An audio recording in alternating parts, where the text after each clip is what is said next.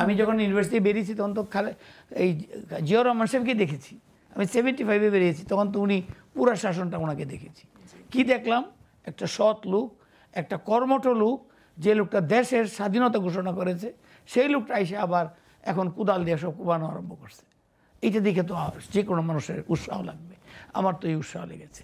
উনি যখন মারা গেলেন, ওনাকে যখন মেরে ফেলা হলো, আমি অনেকদিন পর্যন্ত ভাতই খেতে পারি না, এরকম একটা মানুষে মেরে ফেললো। নট দ্যাট আমি তখন পার্টি করতাম, আমি তো তোমরা পার্টি করি না, বাট আমি damn supporter of president. President গেছে খাল কাটতে পাবনাতে, আমি তখন পাবনায় পোস্টেড। আমার কোনো দরকার নেই, আমার কোম্পানি তো ওষুধের কোম্পানি, আমি যাবো কেন খাল কাটতে?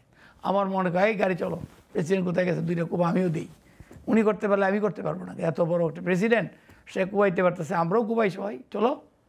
হ্যাঁ, আমার সাহসটা হয়ে যায়, চলো। তো আমরা যদি 5টা কোদাল মাটিও পালাইতো তো বলতে পারবো যে ফালছিলাম, এইরকম আর কি। তো আশা করি যে আমাদের যদি উনি প্রাইম মিনিস্টার হন, আমি জানি যে উনি কিন্তু খুবই সিম্পল লাইফ লিড করেন। মানুষ অনেক বাজে কথা বলবে, অনেক কিছু বলবে, don't listen to it. I have seen him in London, worry very, ওই যে ওনার যে বলতো না যে পুরোনো কাপড় চোপড় পরে, ওই অভ্যাসটা মনে হলো যে এখন আমি ওনার অ্যাটায়ার দেখে আমার মনে হইলো যে ওনার সে ধরনের এই অভ্যাসগুলো এখনও বিদ্যমান আছে।